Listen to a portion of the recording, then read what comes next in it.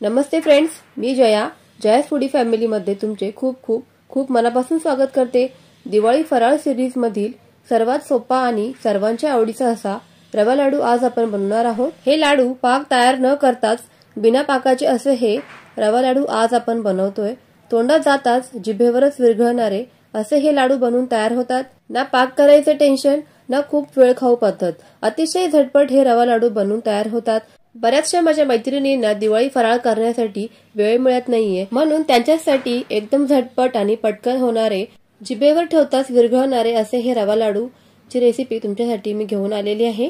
खूपच सोपी प्रोसेस आहे आणि ठरवलं तर अगदी अर्ध्या तासामध्ये हे लाडू बनवून तयार होतात। दिवाळी फराळाच्या ताटाची शोभा वाढवणारे असे हे पारंपरिक साजूक तुपातल्या रवा लाडू रेसिपीला पटकन सुरुवात करूयात। साजूक तुपातले रवा लाडू बनवण्यासाठी इथे आपण सुरुवातीला सर्वात आधी वजनी प्रमाण पाहूयात। तर वजनी प्रमाणामध्ये इथे मी 500 ग्रॅम बारीक रवा घेतलेला आहे। वाटीचं प्रमाण मी डिस्क्रिप्शन बॉक्स मध्ये देत आहे, तर तुम्ही नक्की जाऊन चेक करावे। स्क्रीनवर सुद्धा मी साहित्याचं नाव आणि योग्य प्रमाण, वाटीचं प्रमाण देखील सांगितलेलं आहे। त्यानंतर इथे आपल्याला वाटीमध्ये इथे पाऊण वाटी म्हणजे 125 ते 26 ग्रॅम साजूक तूप घ्यायचंय। साजूक तूप इथे मी वितळवून न घेता घट्ट असेच वापरले आहे। त्यानंतर इथे आपल्याला पिठी साखर घ्यायची आहे। तर पिठी साखर तुमच्या आवडीप्रमाणे तुम्ही कमी जास्त करू शकता। तरी पण वजनी प्रमाणामध्ये अर्धा किलो रव्यासाठी इथे मी 250 ग्रॅम साखर वापरलेली आहे। तुम्ही जर का अधिक गोड खात असाल तर त्यापेक्षा जास्त साखर देखील वापरू शकता, म्हणजे 300 ग्रॅम साखर तुम्ही इथे घेऊ शकता। पण मी ह्या वाटीने इथे 2 ते 2.5 वाट्या साखर मोजून घेतलेली आहे। तसेही 250 ग्रॅम साखर ही अर्धा किलोच्या लाडूसाठी पुरेशी होते। आता इथे कढई ठेवलेली आहे जाड तळाची।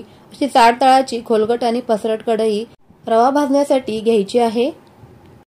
आता इथे जो आपण रवा मोजून घेतला होता अर्धा किलो, तो सर्व रवा या कढईमध्ये घालून घ्यायचा आहे आणि तूप जे मोजून घेतलं होतं तर त्यातीलच थोडंसं तूप आपण या रव्यामध्ये घालून हा रवा छान असा फुलोस्तर हलक्या बदामी रंगावर येऊस्तोपर्यंत भाजून घ्यायचा आहे। तर इथे हा रवा भाजण्यासाठी जवळजवळ मला 20 ते 25 मिनिटं लागलेली होती, कारण अगदी स्लो गॅसवरती आपल्याला हा जो रवा आहे तो भाजून घ्यायचा आहे। एकसारखा सतत हलवत आपल्याला हा रवा भाजून घ्यायचा आहे। मध्ये मध्ये दुसरं काम करण्यासाठी जायचं नाहीये, कारण हा जर रवा खाली लागला तर ह्या रव्याचा लाडूचा जो रंग आहे तो मध्ये मध्ये असे हे काळपट डाग दिसतात रव्याच्या लाडूंवरती। त्यामुळे रवा भाजून इतर कुठलेही काम करायचं नाहीये, फक्त हा रवा भाजण्यासाठी आपल्याला इथे वेळ द्यायचा आहे। आता 15 ते 20 मिनिटांनंतर जवळजवळ हा रवा तुम्ही बघू शकताय हलक्या बदामी रंगावर आल्यानंतर इथे मी गॅसची फ्लेम बंद केलेली आहे आणि कढई गरम असल्यामुळे इथे मी हा रवा पुन्हा इथे हलवूनच घेत आहे। आता त्यानंतर आपण जी साखर मोजली होती तर ती साखर या रव्यामध्ये घालून घ्यायची आहे। लक्षात ठेवायचे की गॅस इथे आपण बंदच केलेला आहे। गॅस बंद करूनच आपल्याला ही साखर ह्या रव्यामध्ये मस्त अशी मिक्स करायची आहे। जर का काही गाठी किंवा गुठळ्या झाल्या असतील पिठी साखरेच्या तर त्या कलथ्याच्या मदतीने मोडून घ्यायच्या आहेत। पूर्णपणे रवा आणि साखर एकत्र असं एकजीव होईस्तोपर्यंत 5 ते 7 मिनिटं आपल्याला हे सतत असं हलवतच राहायचं आहे, जेणेकरून पूर्णपणे ही जी पिठी साखर आहे ती रव्यामध्ये मिसळली जाईल। रवा गरम असल्यामुळे त्याच्या उष्णतेने ही साखर छान अशी ह्या रव्यामध्ये मिसळली जाते, त्यामुळे इथे ही प्रोसेस आपल्याला करायची आहे। लक्षात घ्यायचे की गॅस इथे बंदच आहे।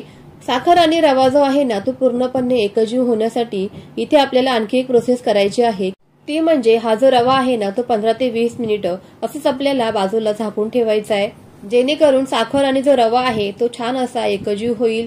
आता यामध्ये आपण जे मगाशी तूप घातलं होतं तर त्यापैकी काही उरलेलं तूप आहे तर ते देखील या रव्यामध्ये मी पूर्णपणे असं घालून घेत आहे आणि त्यानंतर पुन्हा हा जो रवा आहे तो आपल्याला असा हलवून घ्यायचा आहे, मिक्स करून घ्यायचा आहे।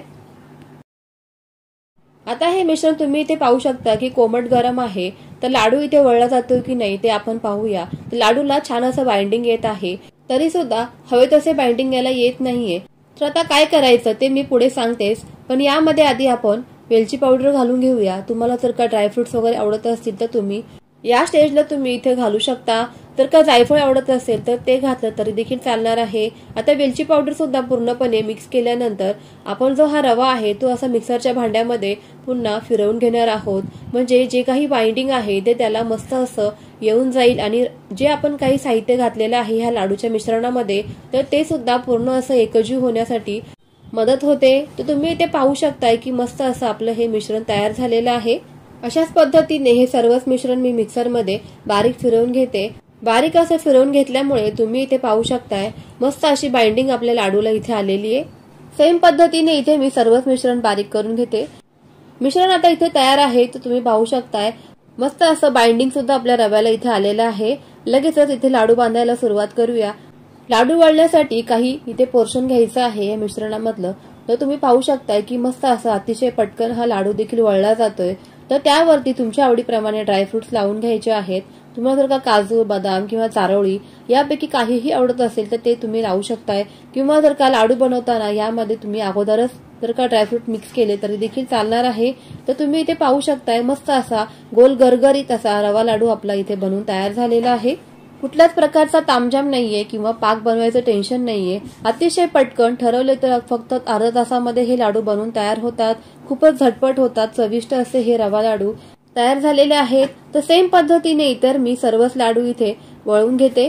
अतिशय झटपट आणि पटकन होणाऱ्या अशा साजूक तुपातल्या रवा लाडूची रेसिपी जर का तुम्हाला आवडली असेल तर लाईक करा, शेअर करा, त्याचसोबत चॅनलला सबस्क्राईब नक्की करा।